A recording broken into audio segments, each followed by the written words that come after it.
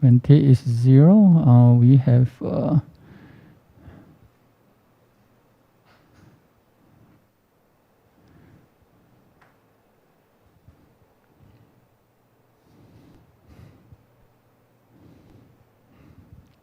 this is pi over 2 and minus pi over 2.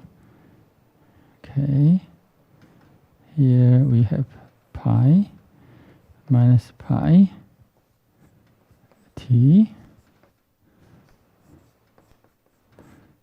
t and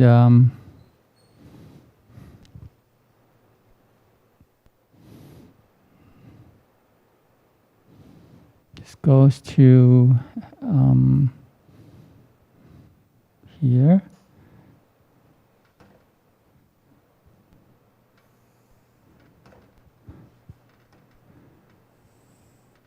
Okay.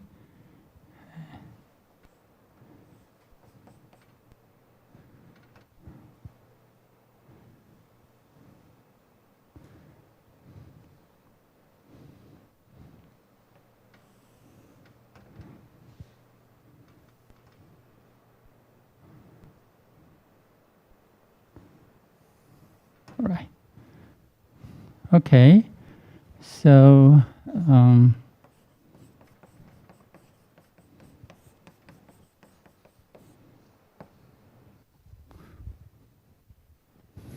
okay. So we have the driving force, right? RT, right? Like this one. Okay. Now we look at this driving force. Since the driving force RT satisfies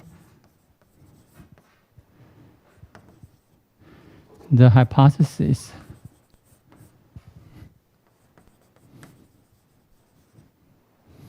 of theorem 11.1.2.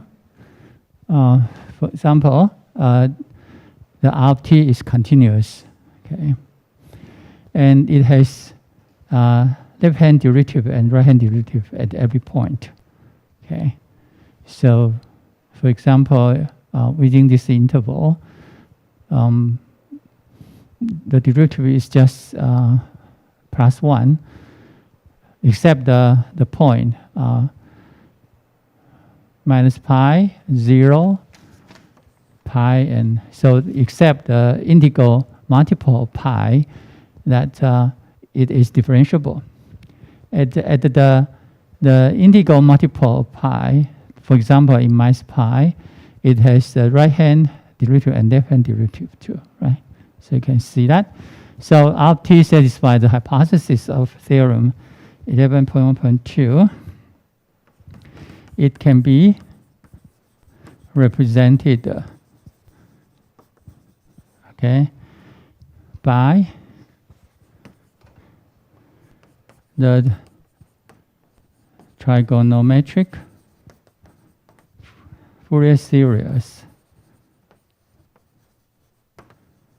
right, generated by it.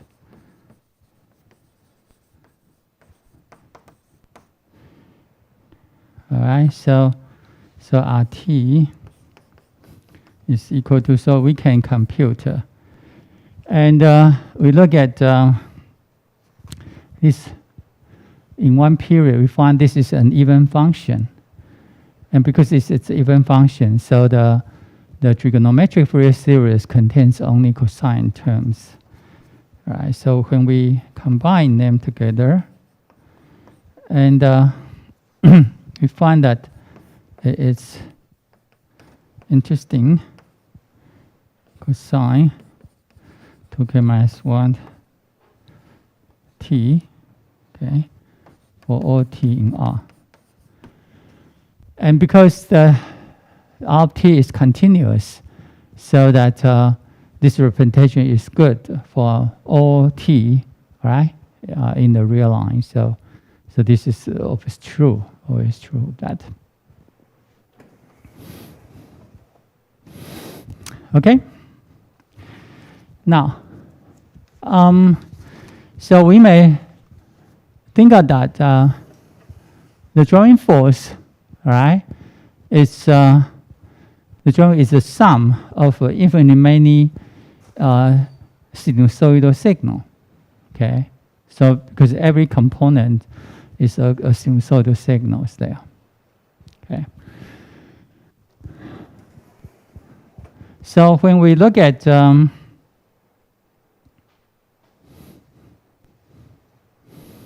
for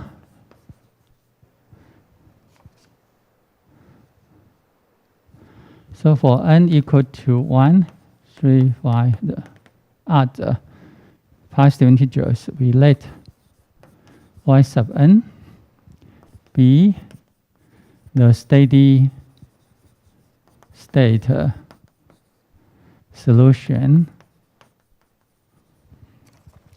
of the ODE with input. Okay, so the input will be 4 divided by n squared pi and cosine nt. All right, so you look at that. The components consist of cosine nt, where n is n r the positive integer. So the n is 1, 3, 5, 7, etc. All right, so suppose that the drawing force, so yn,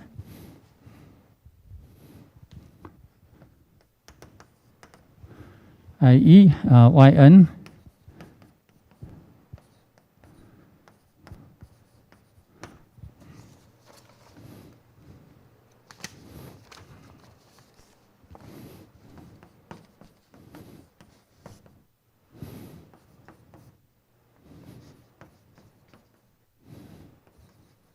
okay, so when we replace the drawing force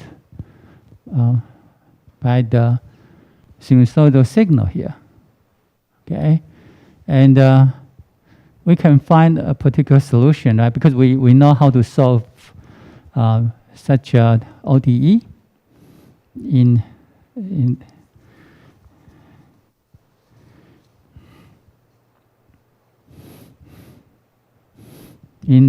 the course of ODE, and so what is that?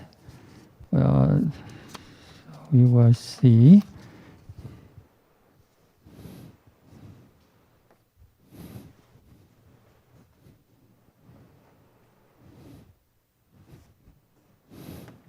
Okay, then,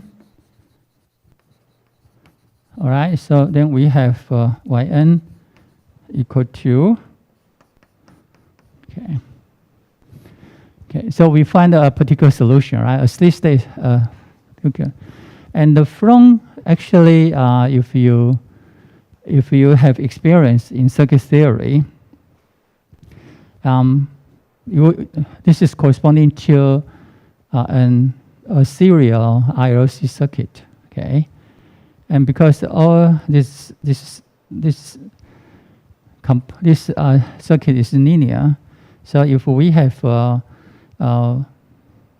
sinusoidal signal, then the solution is also a sinusoidal signal, okay, with the same frequency, but may have a phase introduced, okay, same frequency but have some phase.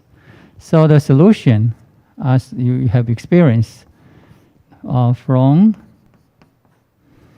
okay, from your ODE course,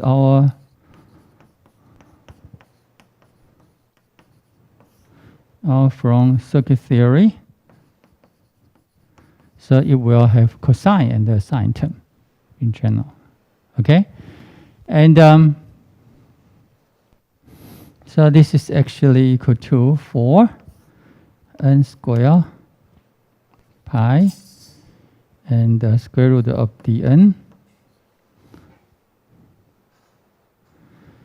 Okay, and the cosine nt minus the phase is theta n.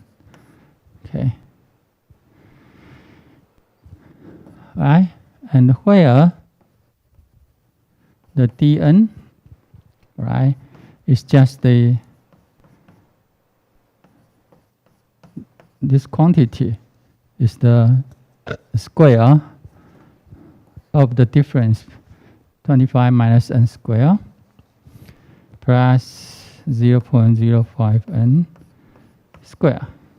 Okay, and the phase has cosine, which is equal to 25 minus n square divided by square root of dn, and the sine theta n is just 0.05 n and square root of dn. Okay, all right. So you know how to solve it, right? From the ODE.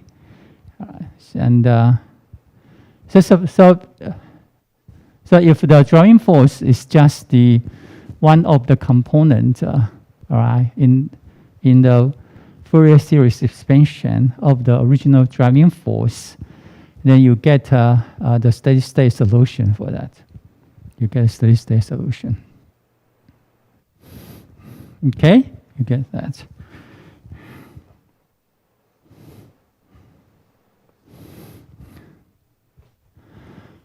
Okay, and then the conjecture.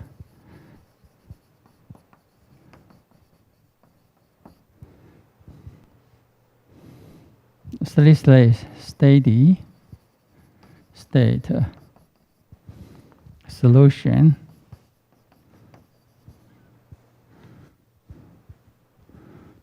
for the driving force RT, okay, is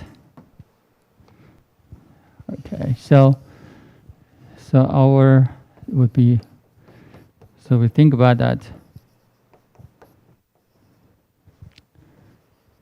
It's just the sum, because that RT is the series sum, right, of component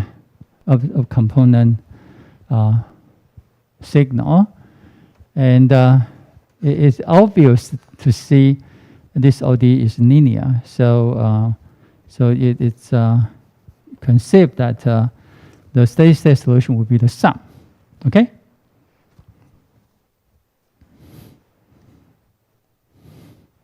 Y2k minus 1t.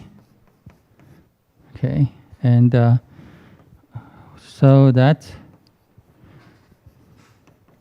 we can write it down, which is 4, and 2k minus 1 square pi, and 25 minus 2k minus 1 square, okay, divided by d 2k minus 1 cosine 2k minus 1 t plus 0.05 2k minus 1 divided by d sub 2k minus 1 sine 2k minus 1 t. All right, so this is our conjecture, the steady-state solution. Okay, but we have to justify this is indeed true. You can't just put, right, the solutions. Okay, so we have to show that, for example, you have convergence problem. Okay, when you form this series, then this infinite series, does this infinite series converge? Okay, so this is still a question you have to resolve. You have to question. This is the first, the convergence problem. The second is that this one is indeed a solution, okay, of this system, okay? Okay, so we have to check, right? So to justify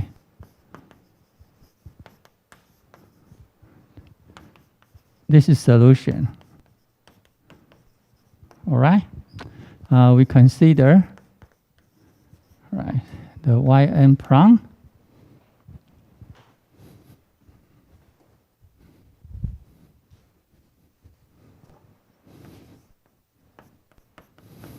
okay, so the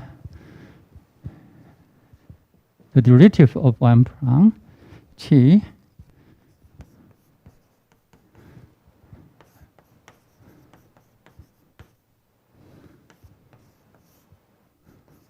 okay,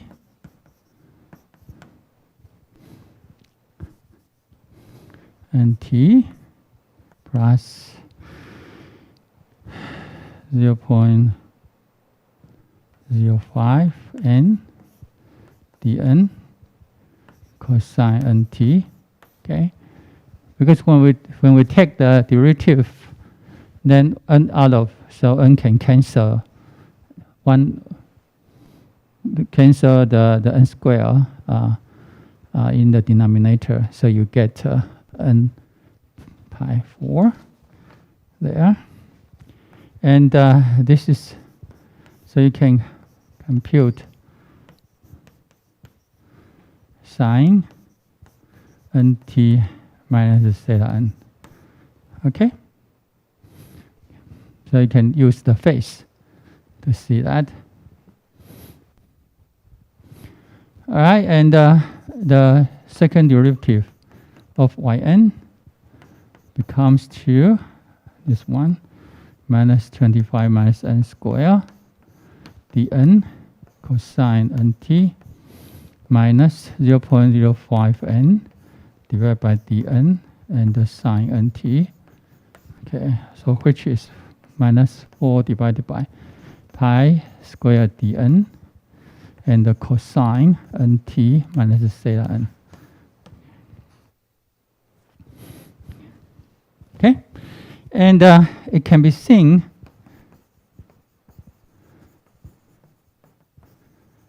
okay, Ynt, so has an upper bound which is equal to 4 n square pi square root of dn, and Yn prime t has an upper bound 4 divided by n pi square root of dn, and y double prime and n double prime upper bounded by 4 pi square root of dn. All right. Okay. Okay. So when we look at the nth solution, okay, corresponding to this component signal, you know that they have upper bound like this one. Okay. Now, since dn will be greater than or equal to n square minus 25 square. Remember, dn is the sum of these two. So that dn is greater than or equal to this number, okay, for all n greater than or equal to 1. And we know n square minus 25 will be greater than or equal to n minus 1 square for all n greater than or equal to 13. Okay. So so this you can check, okay, that this number x greater than or equal to the square of n minus 1. Okay, so So now we have square root of dn, okay, will be greater than or equal to n squared minus 25, and so would be greater than or equal to n minus 1 square. Okay, for all n greater than or equal to 13. Okay, so it has a low bound. It has a low bound, and so this implies that if we sum over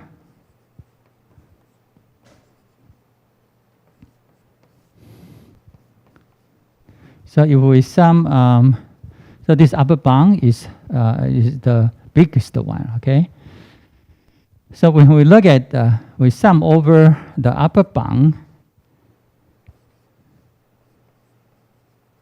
okay, for n, for odd n, and we see that,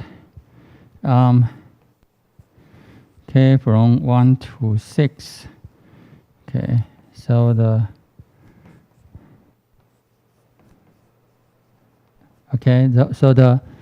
first 6 terms will keep the same, but from k equal to 7, all right, we can replace this one by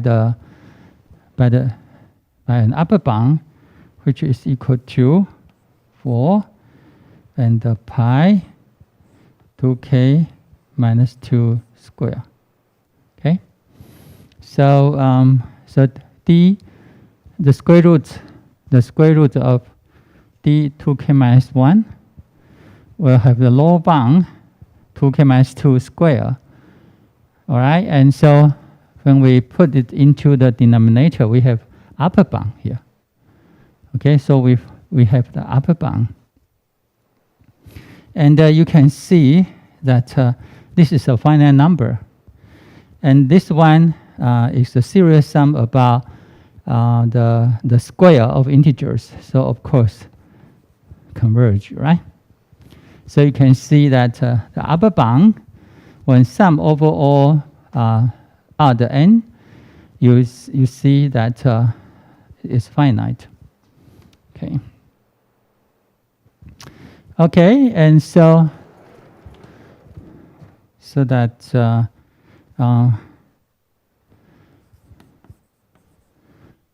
now we compare the 3 upper bound. We know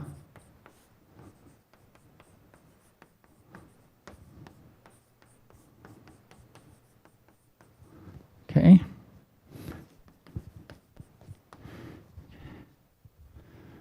All right, so we also have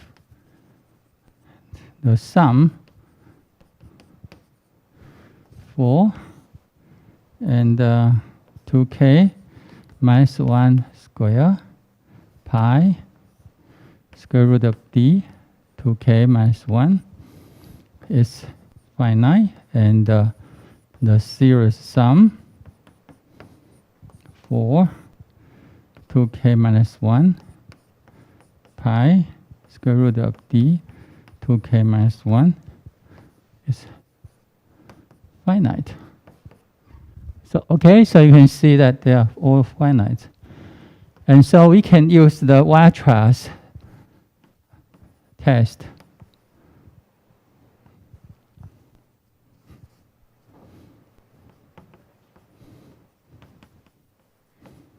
Okay, so we use a Weierstrass test. Okay, now the three trigonal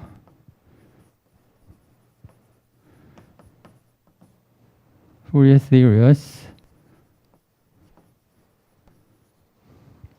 Okay, summation k from 1 to infinity y 2k minus 1, summation k from 1 to infinity y 2k minus 1 prime, and summation k from 1 to infinity y double prime 2k minus 1. All right, so this is 3 Fourier series converge uniformly. okay, on the real line. So we know that this one converges uniformly. Okay, this one converges uniformly, and for the other two Fourier series, they are also converge uniformly. Okay, on R. All right, so we have so by Weierstrass test, we have answered the convergence problem already here, right? So we have the convergence problem. Any questions about the answer to the convergence problem?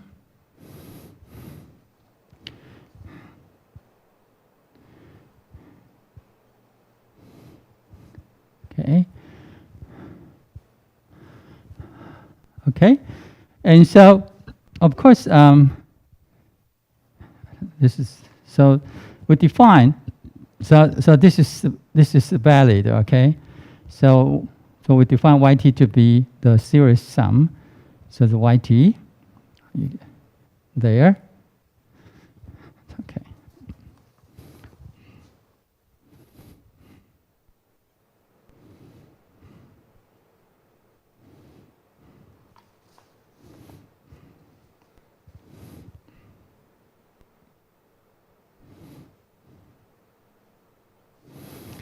And now we can apply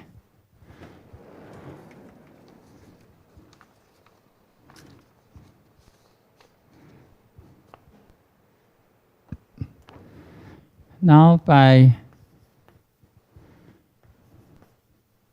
theorem 11.3.8. Okay. Not B, I'm sorry. For B. Okay. Now, because the series converge, right? But uniform, so at least converge at some time point. And also we know that its derivative, this is series sum converge uniformly. Okay. So with that, with this one, so we know that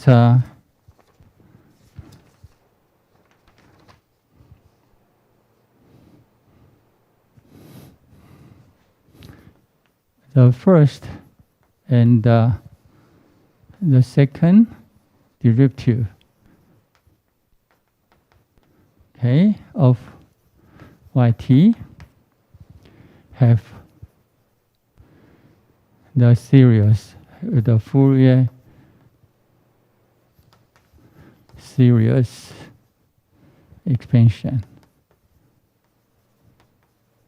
Okay, so now y prime t is equal to summation k from 1 infinity y prime to k minus 1 t.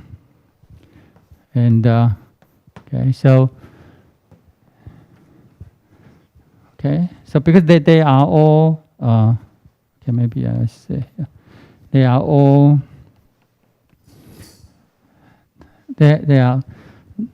they all converge uniformly. Okay, so we have the exchange of so the sum, the derivative of the sum of this series sum means YT, okay, has a derivative, okay, which is equal to this sum. Okay, because we can exchange the limiting process and the series sum. Okay, remember what is that? This is the dt of the series sum.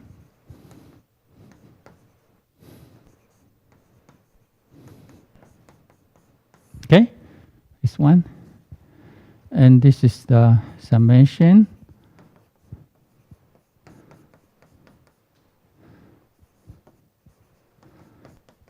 Okay, so you can see the differentiation operator operation and the series sum can exchange.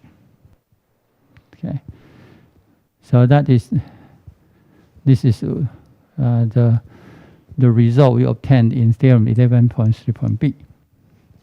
And also we have double prong T is equal to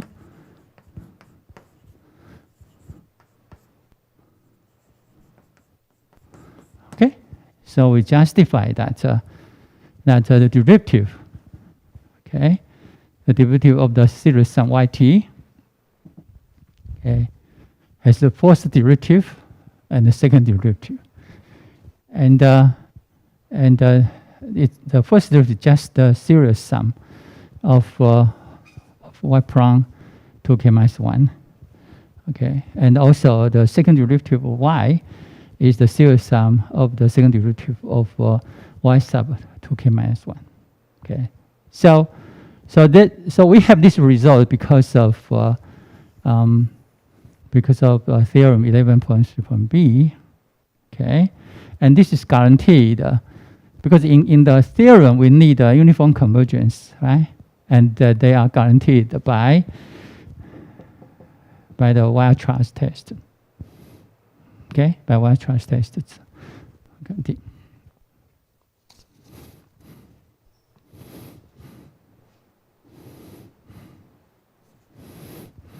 Okay,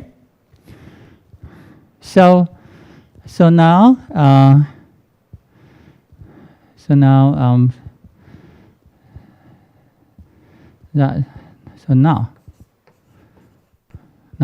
we have to check the y of t satisfy the original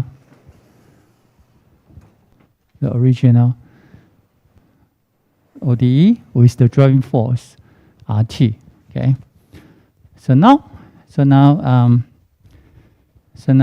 y plus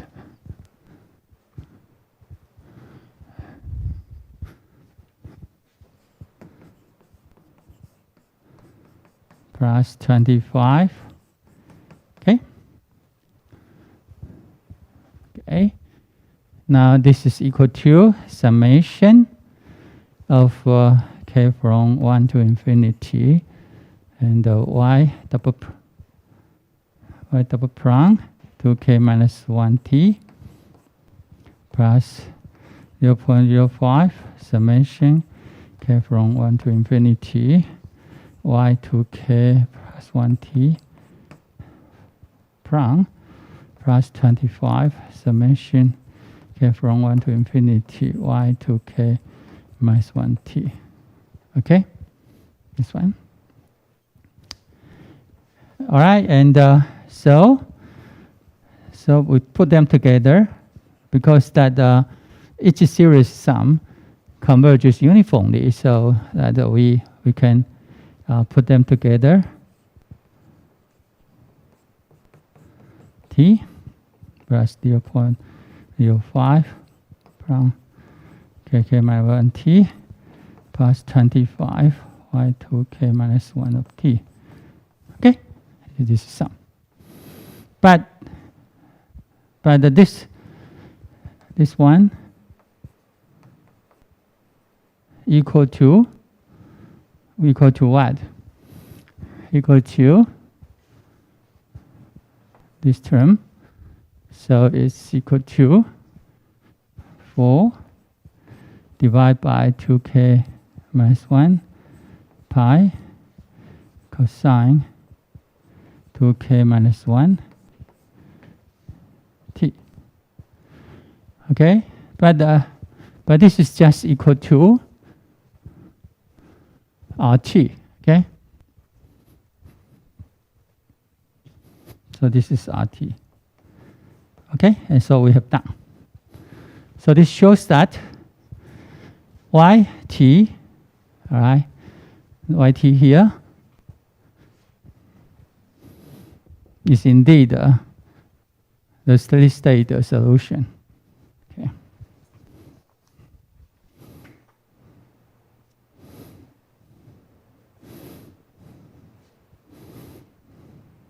Any questions?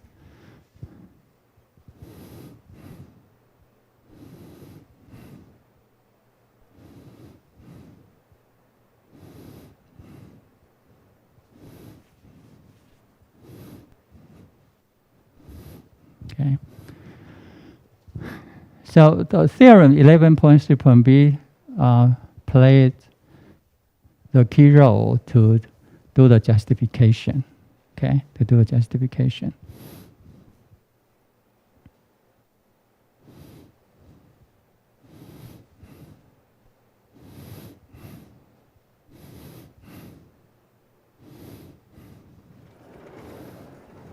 Any questions?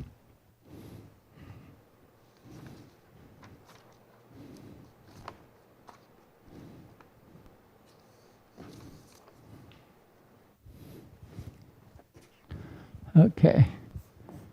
If no questions, then I move to the next section.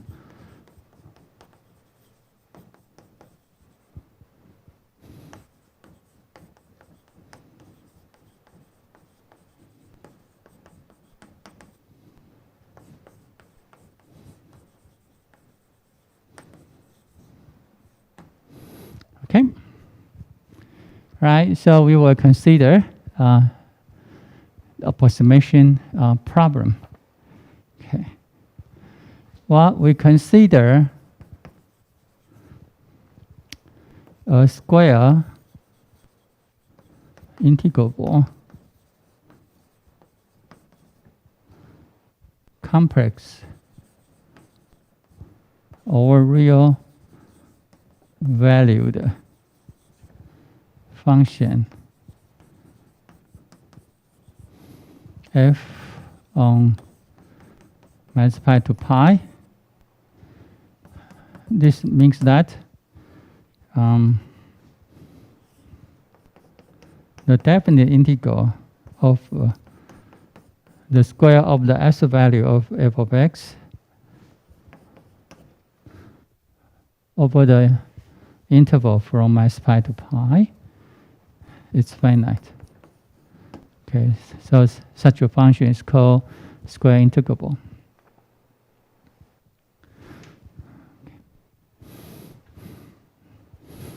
Now,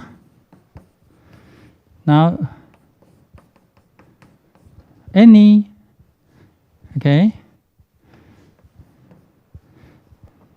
so this is a non-negative number, right? For each x, this is a non-negative number because we take the absolute value.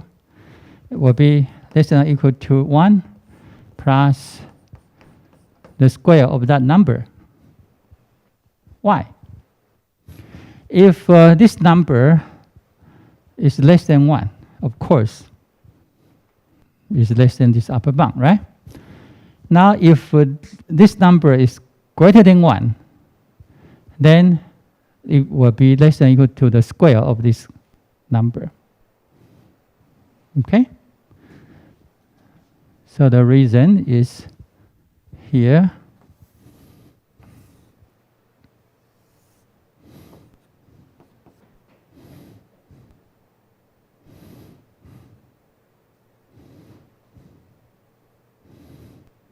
And so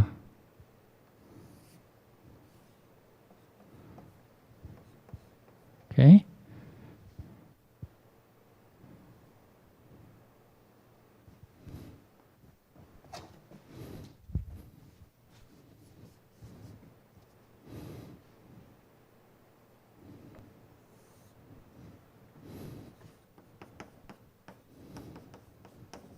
Okay, so the quadratic function, all right, will grow, so will be upper than the linear function. But when x is less than 1, then it's be lower. So the crossing point is 1 here. Okay? So you look at that. So if this number is greater than 1, then this number is less than this part. If this number is less than or equal to 1, then of course this number is less than or equal to 1. So this is true for all x.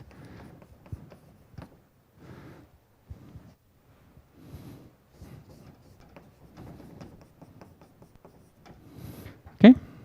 So it's just a simple factor. Okay?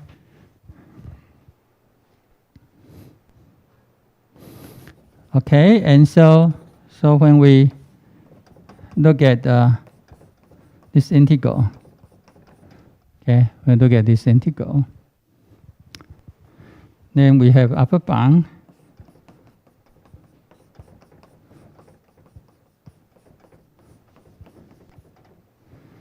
okay, and which is 2 pi plus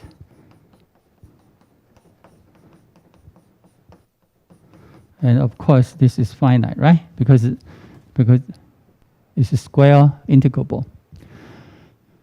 So that means that f is absolutely integrable. Okay, over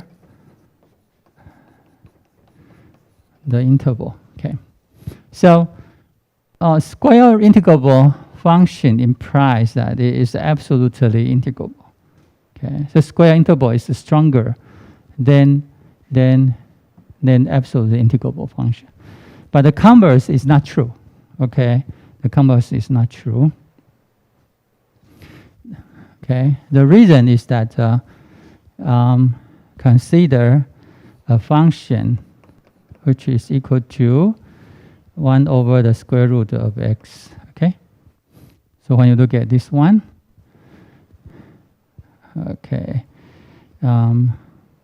so you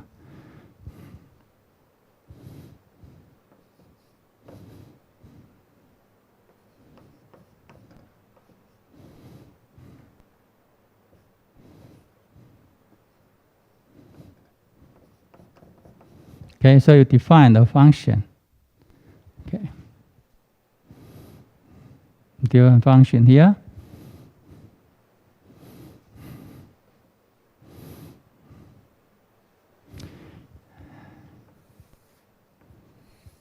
Okay, then you can see that the integral from 0 to 1 of f of x.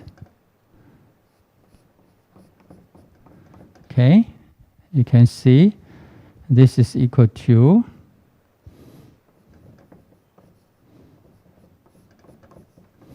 so this is 1/2. So it's integrable. Okay, so this function is integrable. But if you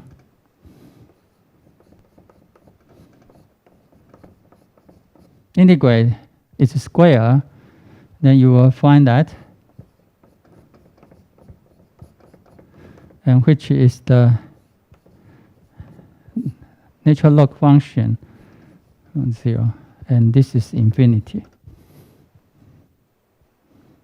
So this function is not square integrable, but it is absolutely integrable. Okay, so you can find that a function. This function is absolutely integrable, but not square integrable. So square integrable functions, right, is just a subset of the set of all absolutely continuous function, absolutely integrable function. Okay, right.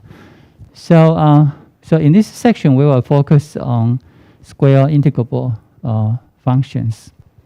Okay. Okay, and so we just show that square integrable function is absolutely integrable. So f generator trigonometric series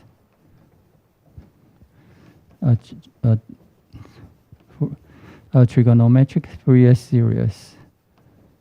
Okay.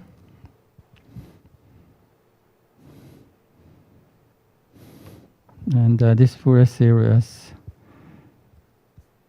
is A0 plus summation n from 1 to infinity an cosine nx plus bn sin nx.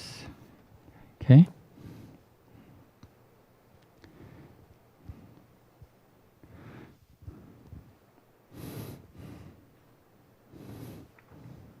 Okay, so it will generate so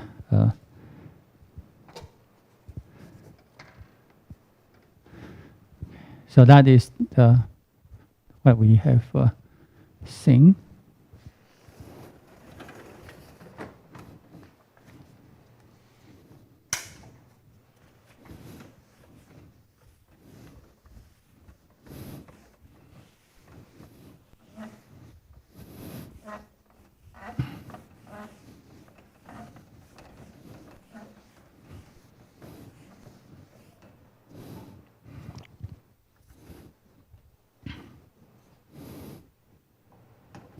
Okay, now no matter whether the series A0 plus summation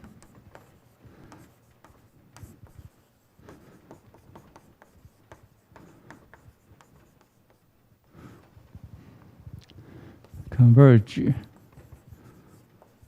to f of x or not in any sense.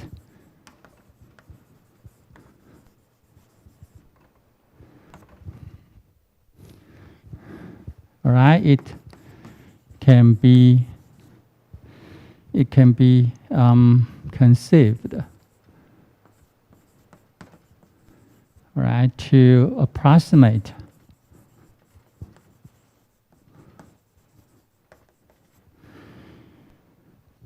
f by a partial sum function called Sn, which is just A0 plus little m from 1 to capital N, An cosine Ns plus Bn sin Ns. Okay. Because this is a well-defined function. Okay. So we may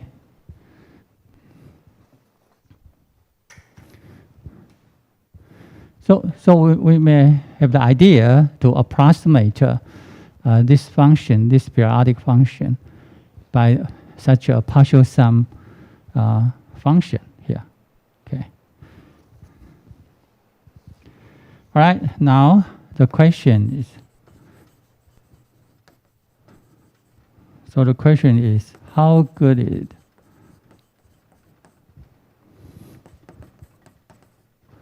Okay. So that is the question.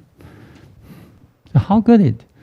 Yeah, this is a very straightforward thinking, right? Just use this partial sum, because this is is a well-defined function, and we use that to approximate f. Okay, and you may think about that. If you take n big enough, then such a function will approximate f very well. But how? You say very well, but you need something to do the justification. Okay, so the question is how good it is. Okay, so that is the problem that we have to answer in this section. Okay.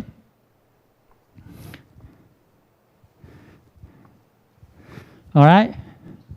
So we put the other way to answer this question. So to answer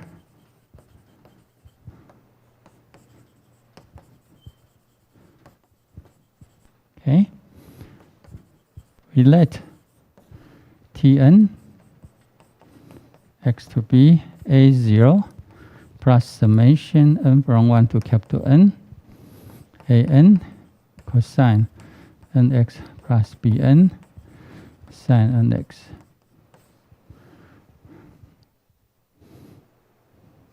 All right, so be an arbitrary trigonometric polynomial. All right, so we call this function as a trigonometric polynomial, okay, of degree capital N. Okay? Capital N.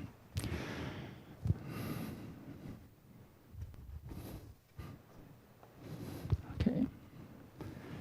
Right? Because when we want to approximate f by such a partial functions, we may say that how about to use, maybe we are able to find other trigonometric polynomial of degree n, and so that this function, all right, better approximate f in some sense.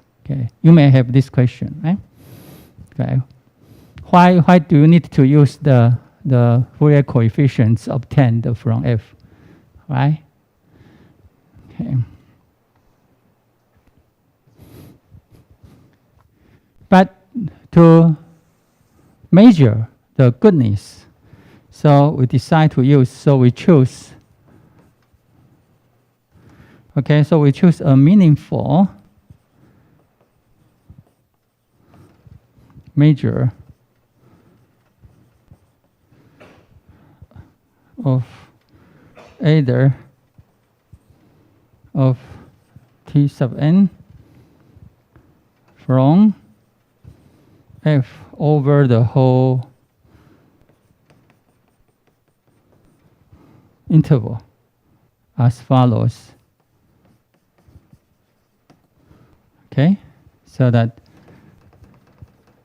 we define the either to be the integral of the difference, all right, between f of x and this trigonometric polynomial of degree n, but taken is a square, and we integrate over all x together. So we define this one.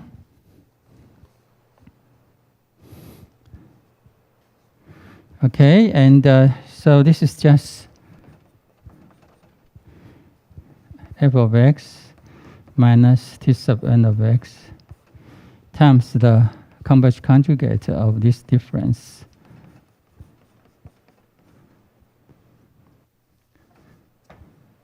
And dx. Okay. And this quantity, which is called the square adder. All right?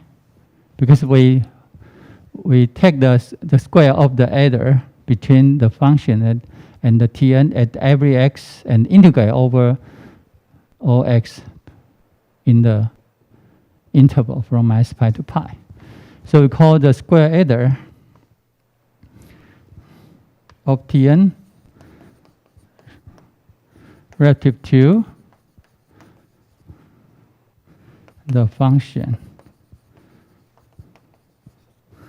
f on minus pi to pi. Okay. All right. So the goodness is measured by the square adder, and we say that if the adder is small, then we will say that we have a good approximation, right? So now our goal, so this becomes to an optimization problem. So our goal is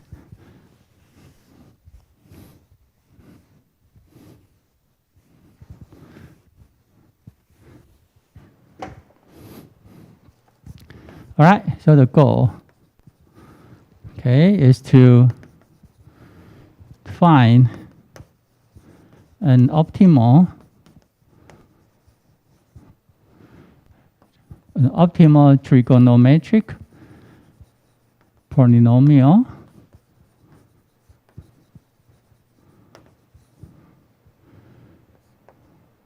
Tnx of degree n such that the square error is minimized.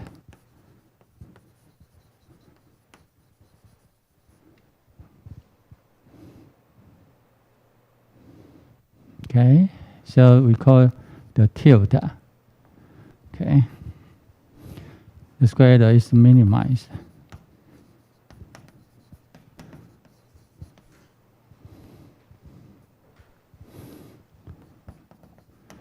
I.e., we want to find Dn to be the argument of minimization, okay, over all Tn.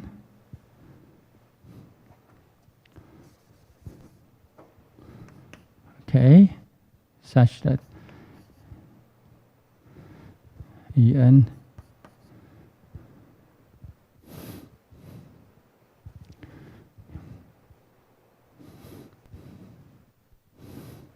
we just that is argument of minimum Tn.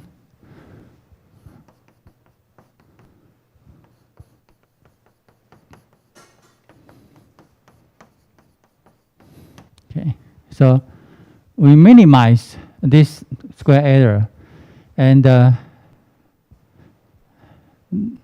trigonometric polynomial, which achieve the minimized square error, the argument, right, will be called the Tn tilde. Okay, so this is the optimization problem we have.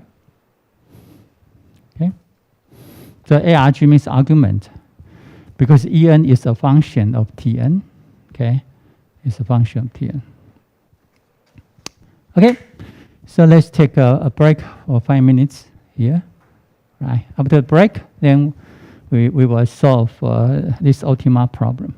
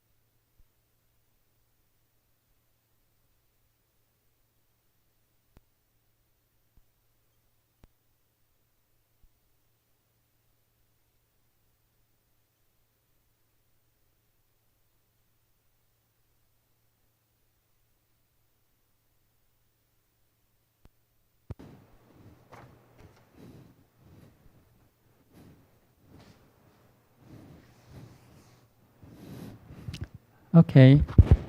Right. So now we will solve this optima problem.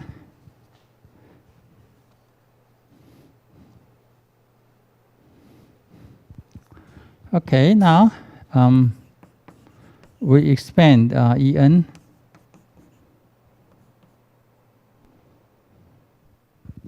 Okay. So we'll expand this En. And we will see that by expansion. So the integrand has 4 terms. Okay, has 4 terms. And so that we have square minus f of x and tnx compass conjugate dx minus the compass conjugate of f of x times tn of x dx plus tn of x square dx. Okay, so we have 4 integrals here. All right, and this is one we know that this is finite. Okay, and we will compute the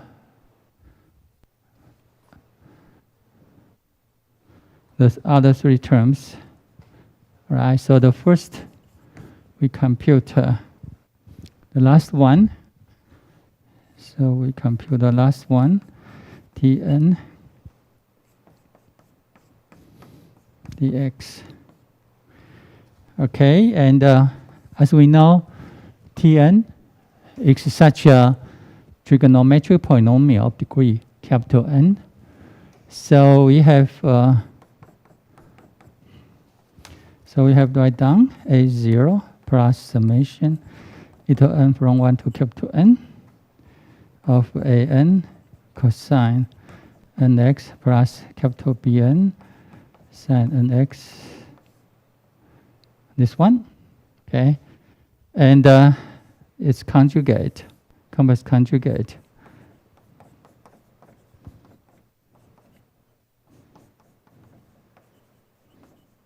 Plus Bn. Okay, and dx here.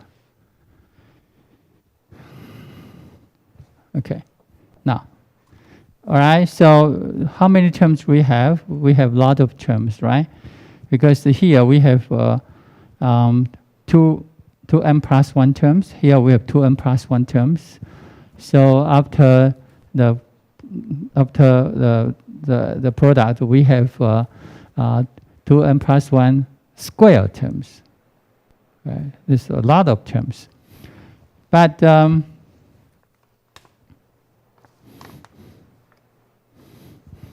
okay, but if, for example, A0 multiplied with cosine, our A0 multiplied with sine, then the integral will be, they are 0 because of the orthogonality property we derived in the first section.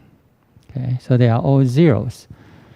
And we also, if we an cosine and cosine, but with different frequency, then they are also orthogonal. Okay, so that even though we have 2n plus 1 square terms, but many of them, when integrate over this interval, become to 0. Okay, become to 0. All right, and so we will see that we find that this is equal to A0 square plus summation. So we have only 2n plus 1 terms.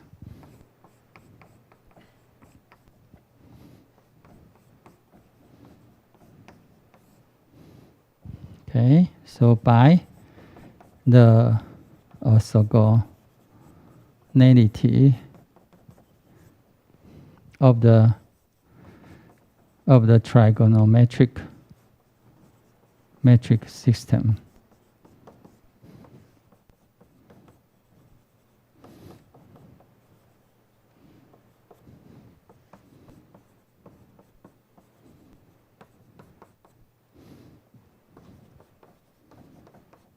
Etc. Okay, which is stated in theorem.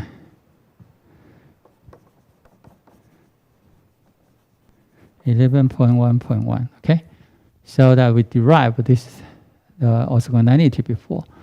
All right. So even though there are a lot of terms, there are 2n plus 1 square. Right? But except these 2n plus 1 terms, they are all zeros. Okay, and so we do have such terms there. Okay. All right. So this is just when you do the computation.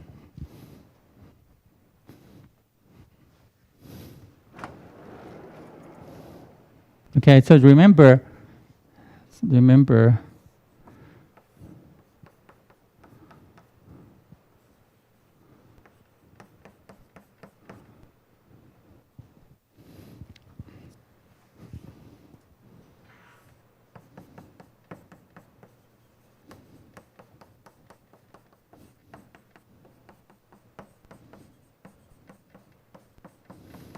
So they are all zeros, right? This is one of the results. And also,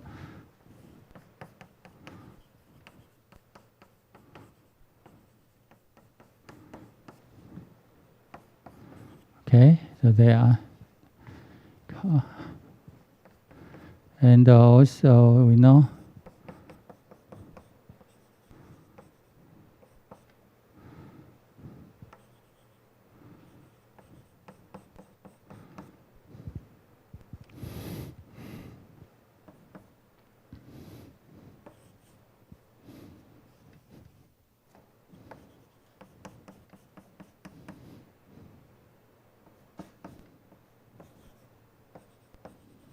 okay, so that if n not equal to m, this integral is 0. But when n equal to m, this is equal to pi. Okay, equal to pi. And so for sine term, we also have. Okay, so this is what we have.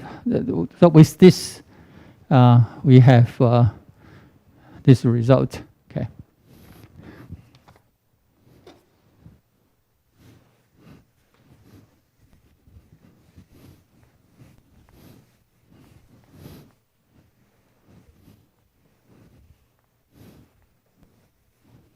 All right. Now, now we have find the integral of this term. Now the other two.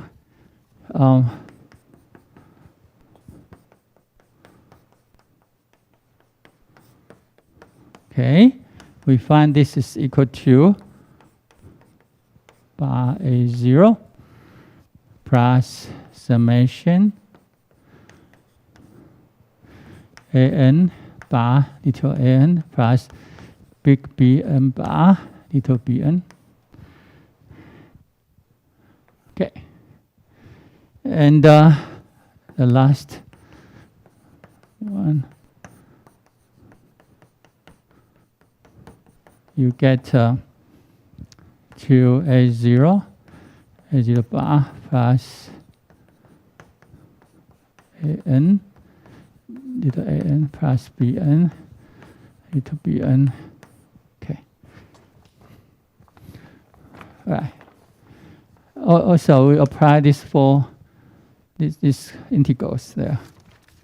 Okay. All right. So we compute them. All right. So we have. So now we have En becomes 2 f of x square. Okay.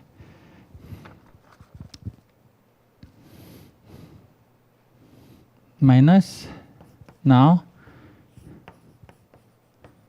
square plus summation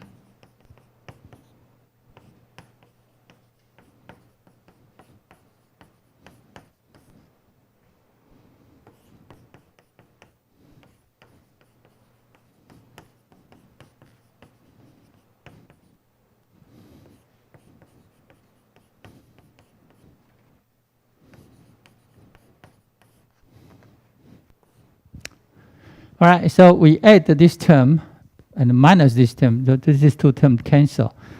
We deliberately do such things. And the other three integral. So the minus pi. So this one to a0 bar a0 plus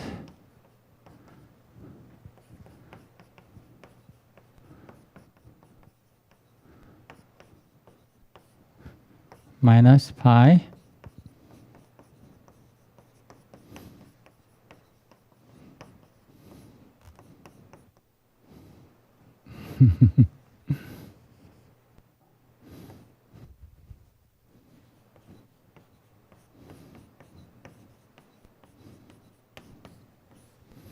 okay, and finally we have pi to a0 plus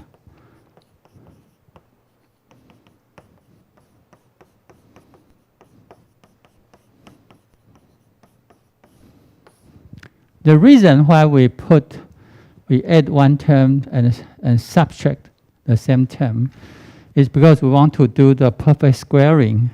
All right, perfect squaring is a technique used in many occasions, and I believe you have this experience in high school.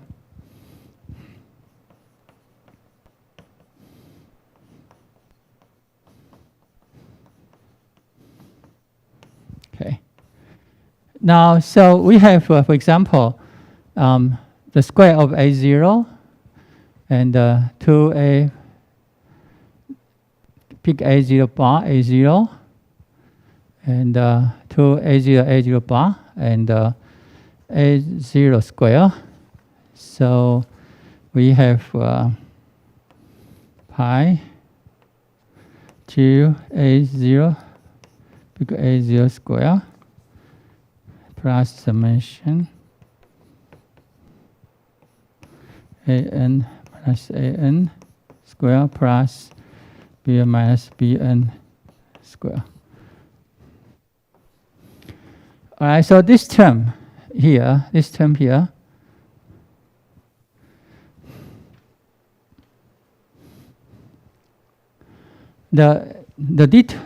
detail A, B, and B, N, they are given, right? Because when we have F, we can obtain their Fourier coefficients. Okay, so these are given, and En is a function of big A and big B. Okay, but from this perfect squaring, you can see that this term is non-negative. So we have a low bound.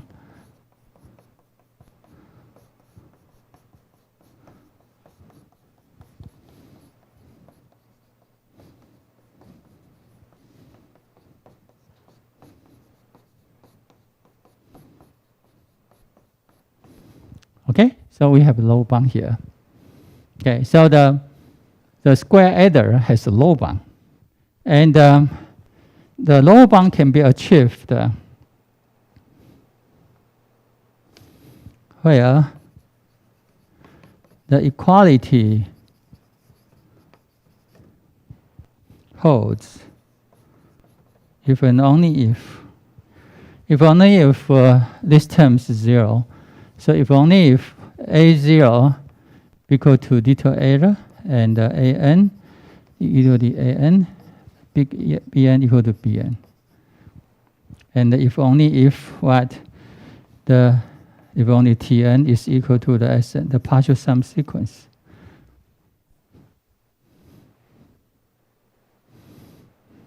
right? When big A0 is equal to little A0, and big AN equal to little AN, big BN equal to little BN, then you can see TN is equal to XN, the partial sum sequence. So so we see that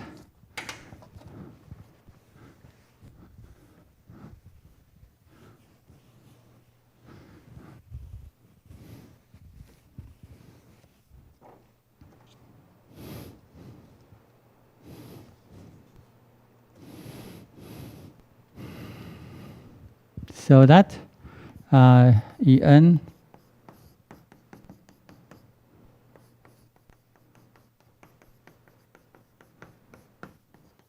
has a low bound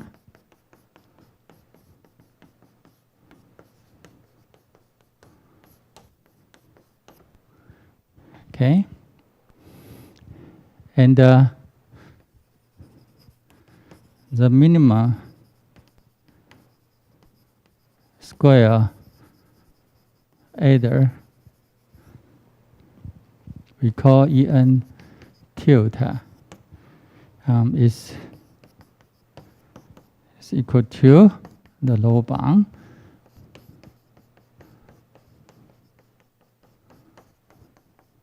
okay, and which is equal to this integral minus pi to A0 square plus summation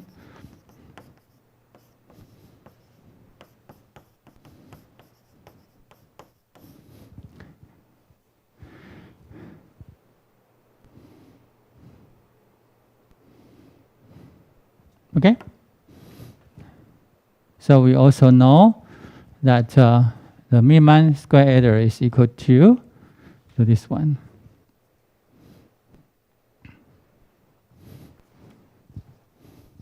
Okay. And so this proves the following theorem.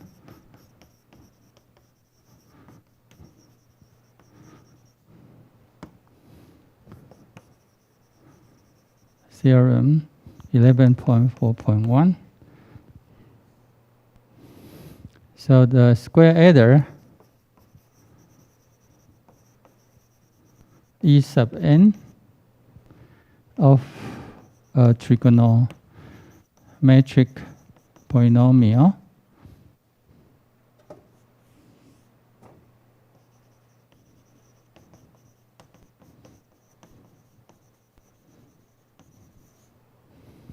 T sub n of degree capital N relative to a square integrable complex our real valued function on minus pi to pi is minimized if and only if this polynomial is equal to the partial sum function Sn, and the minimum square adder is En tilde, which is equal to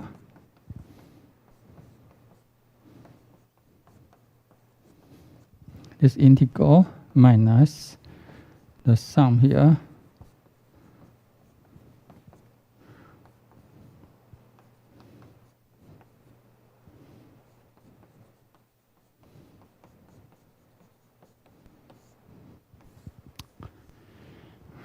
okay. All right, so we obtain this theorem. Yeah. Any questions? Okay, so So the partial sum function is indeed the best. Okay, the best trigonometric polynomial of degree capital N, which approximate the original function f of t, so that the square error is minimized. Okay, is minimized among all possible trigonometric polynomials. Okay. So we select from all possible trigonometric polynomials. Okay. Of course, you can find other class of functions to approximate f. Of course, you can. Okay. And maybe the square error is better than the partial sum functions, but such a function cannot be a trigonometric polynomial of degree n. Cannot. Because we just proved for any trigonometric polynomial of degree capital N, the best one is just the partial sum function, the S sub n. This is the best one, which we have proved here. Okay.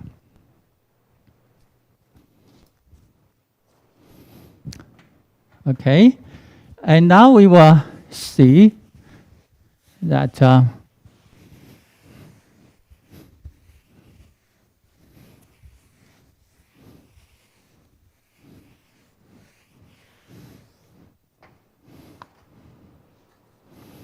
okay, now since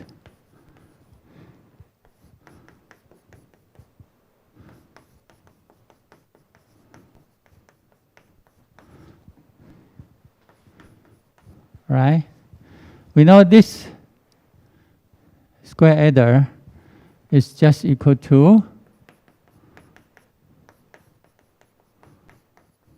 the difference of this integral and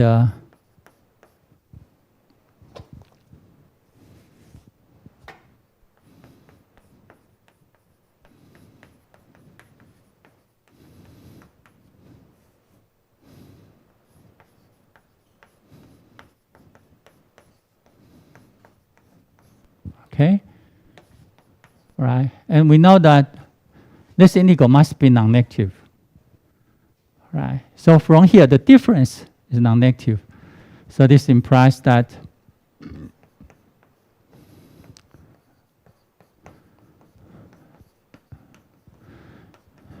this partial sum, okay, this sum will be less than or equal to this integral. Okay. For all capital N. Okay. All right. So by taking n goes to infinity, we have so we have that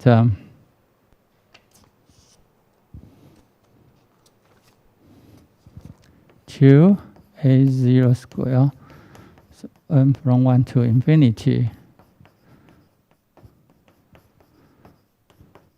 Okay. So so this is a series sum. Will be less than or equal to this is sum.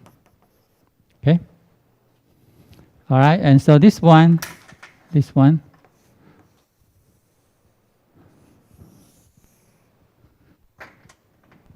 This is called the Besel's inequality. Okay, this is called the Besel's inequality. Remember, A0, AN, and BN are Fourier coefficients. Okay, obtained by the square integrable function f of x. Okay, and when we do this summation, means that we sum over the square of the absolute value of all Fourier coefficients together. We find that this series sum converge, and the series sum is less than or equal to this integral. Okay, is less than or equal to this integral. So this is called the Basel's inequality.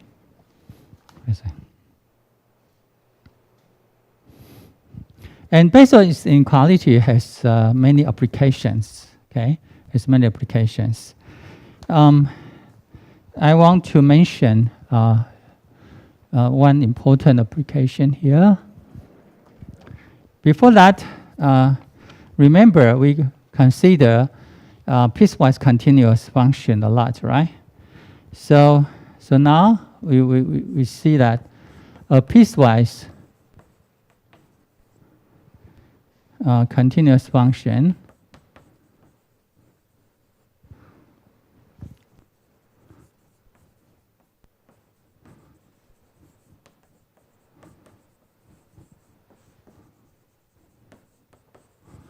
f on a finite closed interval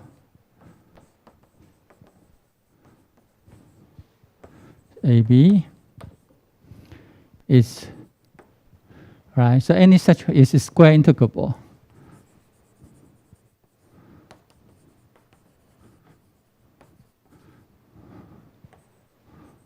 over. Okay. In the first section, we mentioned for any piecewise continuous periodic function, then it is absolutely integrable, right, over one period. But it can be shown that for such functions, piecewise continuous functions, they are square integrable. Okay. Okay. So please see the lecture note. So I will give an explanation why I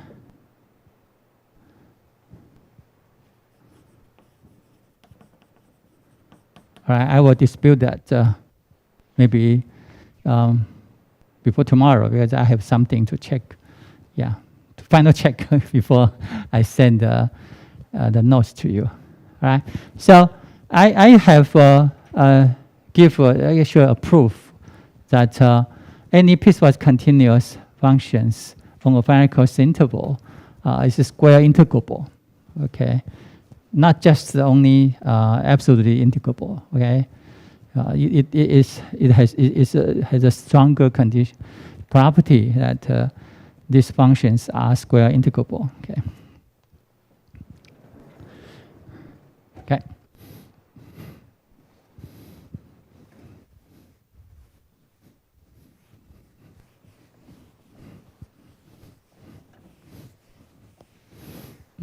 I remember that I didn't show why a piecewise continuous function is absolutely integrable over one period in section 1, right? I just say it can be seen, right?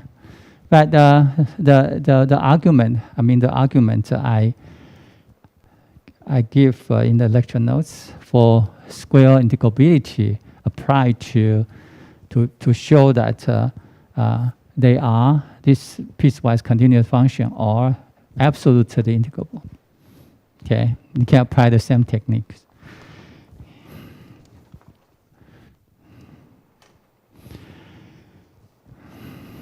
Okay, now, and we need a definition.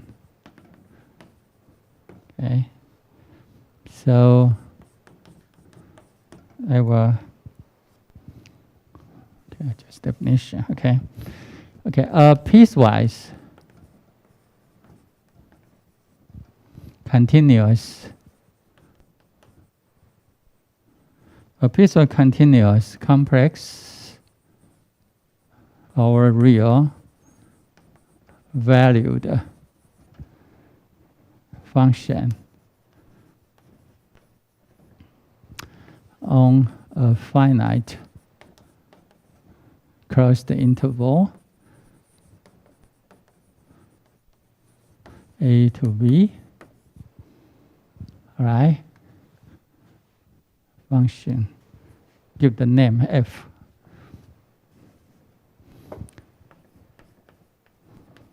Okay. Right. It's said to have. Okay. It's said to have a piecewise continuous derivative.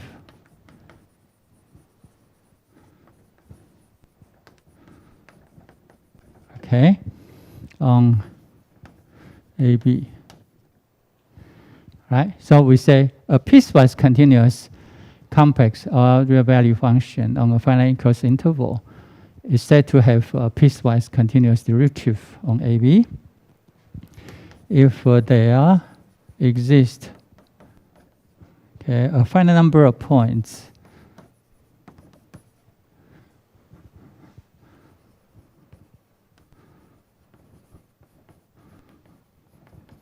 okay, a finite number of points A will be called x0, x1, x2, xn minus 1, xn will be defined to be such that,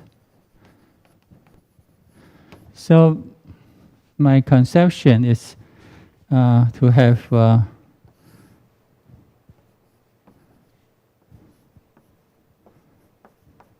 okay, and probably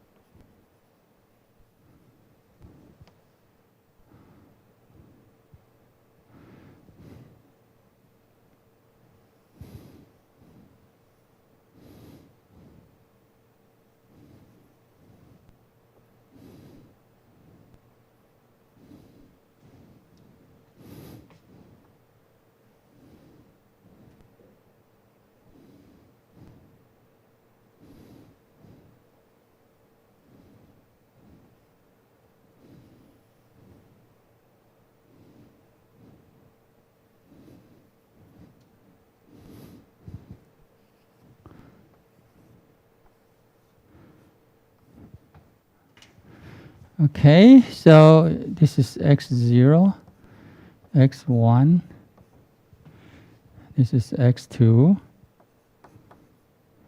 x3, x4. Okay. So we can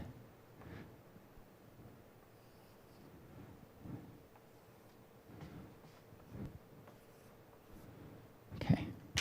All right, so we can the interval from A to B have several sections here, divided by these n plus 1 points, including 2 endpoints A and B. Yeah. Okay, so there exists a finite number of points such that f is continuously differentiable. Okay, continuous differentiable on open interval xi minus 1 to xi for each I from 1 to n. Okay, and the derivative f prime of f on xi minus 1 to xi has a left-hand limit called f prime xi minus at xi equal x equal xi, and a right-hand limit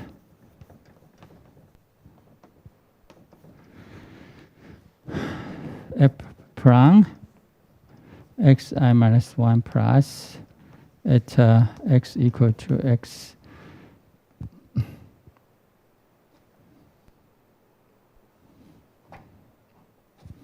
at x sub I minus 1 at x sub I. Okay, so so in each open subinterval. So we have open subinterval. Okay, so in each open subinterval, the function f is continuous differentiable. Means that it has first derivative, and the first derivative is a continuous function. Okay, so that's called continuous differentiable. And the derivative on each open interval, they will have left-hand limit and right-hand limit as opposed to the two endpoints. Okay. So this is just a situation like this one.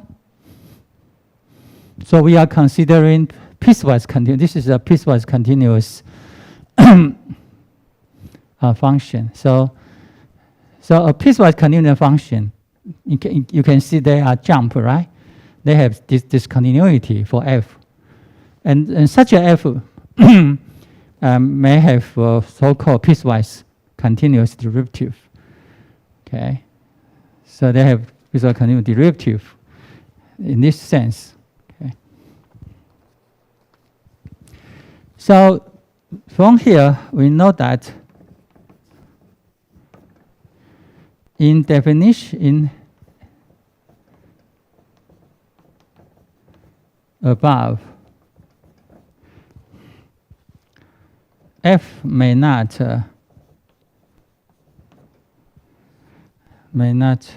be differentiable. Okay, may not be differentiable at some of the points.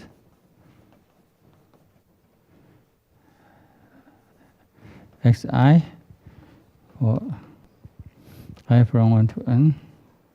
Okay. In this example, f is not differentiable at every x sub I. Okay. I deliberately do that. Okay. So you see, even here, the f of x is continuous at x3, x2, but it is not differentiable because the left derivative and right derivative are not equal. Okay. So that even though it is continuous, f of x is continuous, but f is not differentiable at x2. Okay, so at each x sub i's, the f is not differentiable. Okay, they are not differentiable.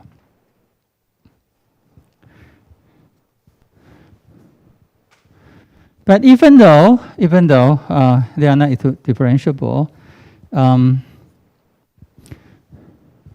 so that f prime defined almost all points on AB except some finite points, right? So we can still do integration, okay, for this case. Okay, so now, define a function g on AB. Okay. So g of x is equal to f of x, f prime, the derivative of f prime, for x in the union of the open intervals. Okay, because in every open intervals, f prime exists and continuous. Okay, by definition. Okay, and but for endpoint,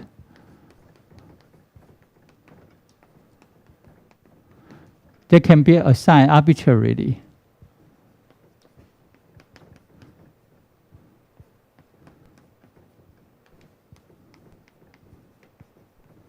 Okay, so we arbitrarily assign the value at the point. Okay, so we have a function. So g function and the f prime, okay, they are the same on the union of these open intervals. So they are all. And so we may define the integral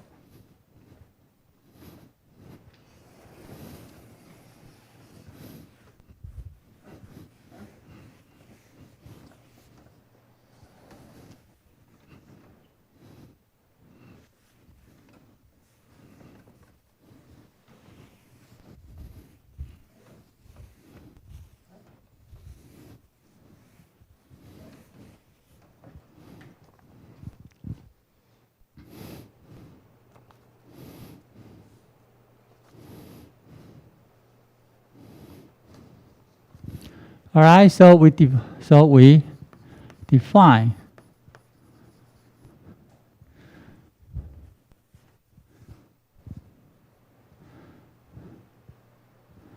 a definite integral involving f prime.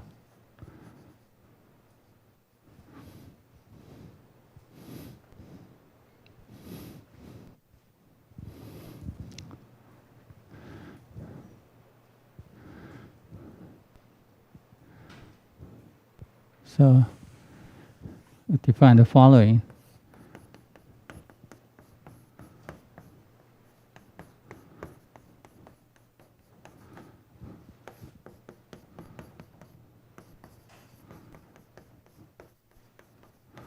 Okay, define that. Now, because the definition is here, because they are equal, except, and so gx is a well-defined function on AB, but f prime of x cannot define the x of i's. So but we still can define the integral by using the g of x. And so this is equal to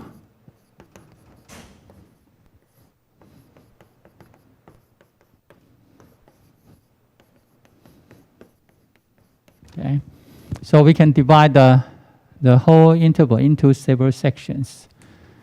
And once that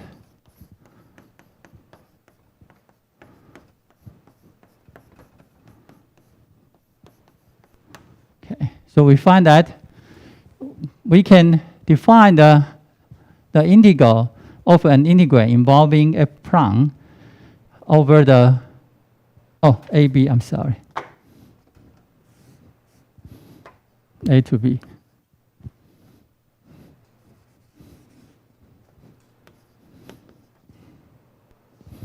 Okay. Okay, to be just do it piecewise. Okay, and similarly,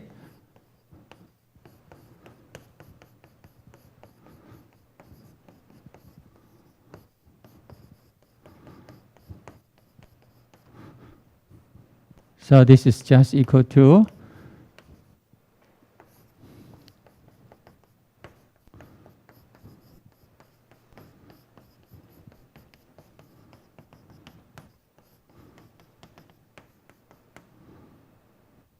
square. Sorry, I forgot.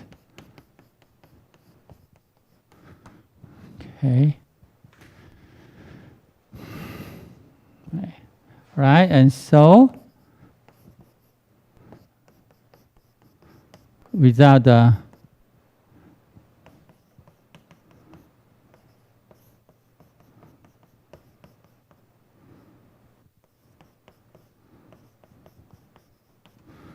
so we have that.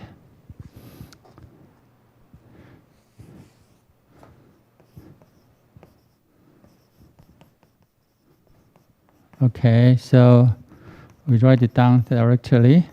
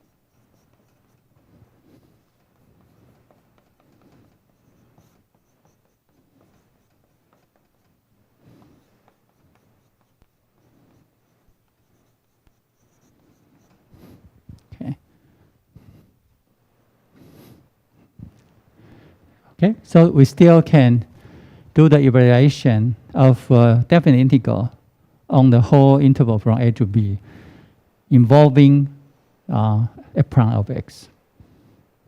Even though f prime of x does not defined at some points on the interval, say may not exist right at x sub I. Okay, but they still can do the to evaluate the definite integral in this sense. Okay, in this sense.